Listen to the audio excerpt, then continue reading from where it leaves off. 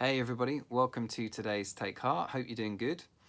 We've been looking at God as the God of Abraham, Isaac, and Jacob. Today, what do we learn about the fact that God says, I'm the God of Jacob? Jacob's story, if you don't know it, is quite a roller coaster. It's well worth a read. You can find it in Genesis chapter 25.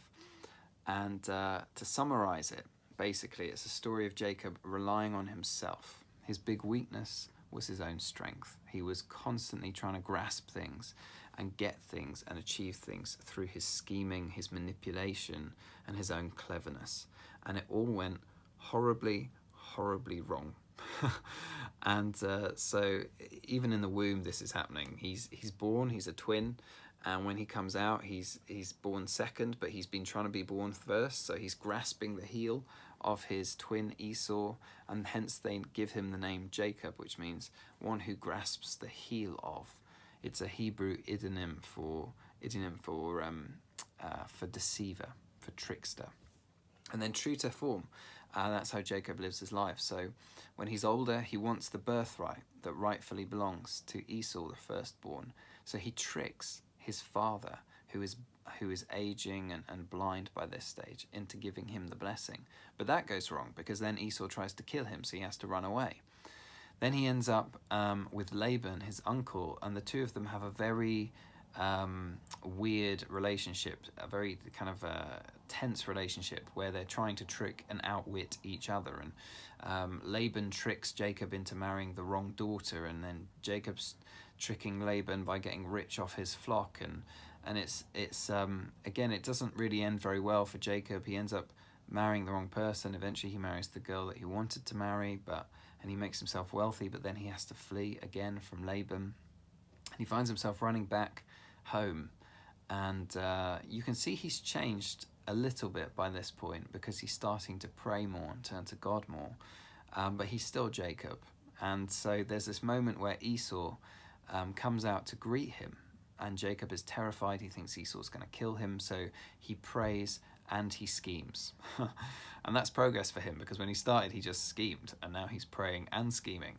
And he has this plan where he sends ahead all his wealth and all of his family, and it's a kind of a ploy to try and get Esau's favor. And then he stays by himself.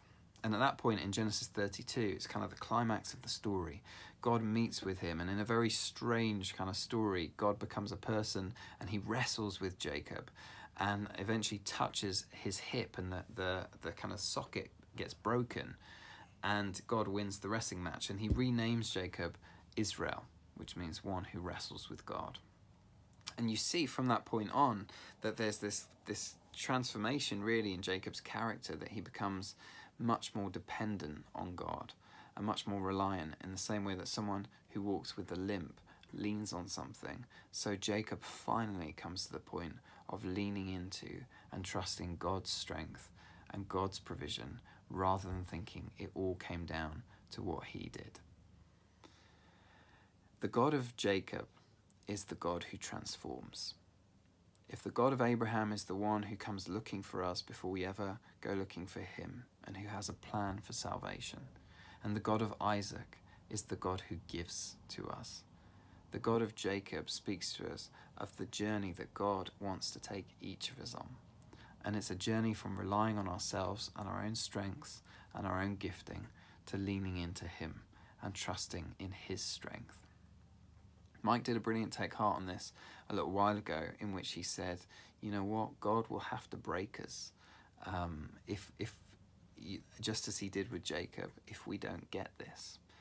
And I have found, as I'm sure you have, that the Christian life is this kind of inner wrestle. You know, I want to do the good things for God, and I want to do them for his glory, but I'm also very interested in my own reputation, much too interested in that. Much too interested in doing things for my own glory, achieving things for my own sake, really. And I hate it when I see it, but I see it all the time, virtually every day.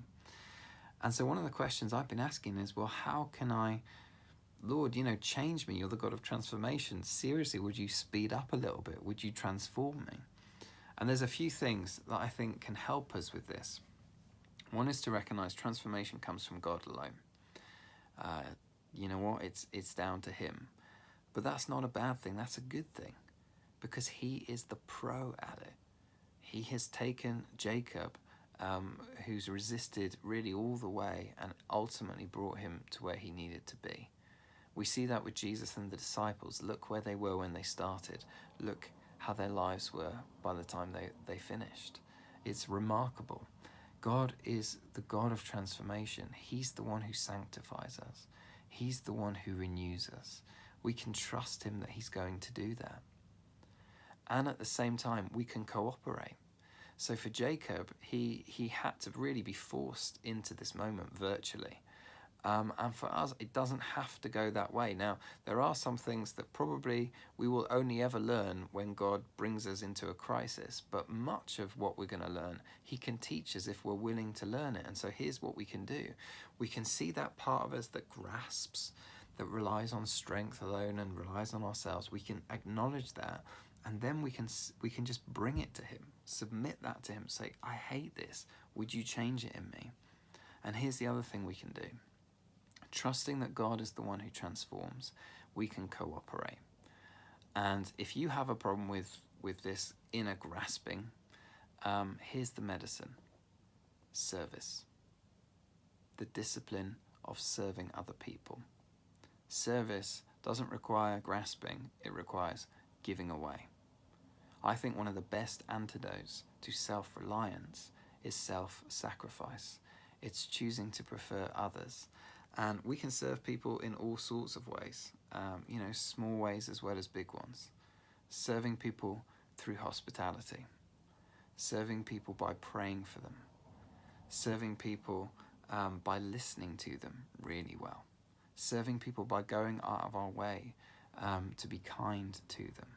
Service is this phenomenal way of growing humility.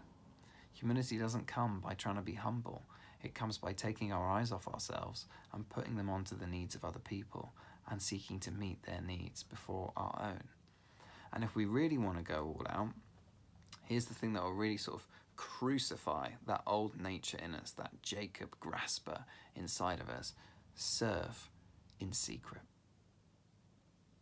Do you know that part of you that wants to tell everyone every good thing? I know that part of me.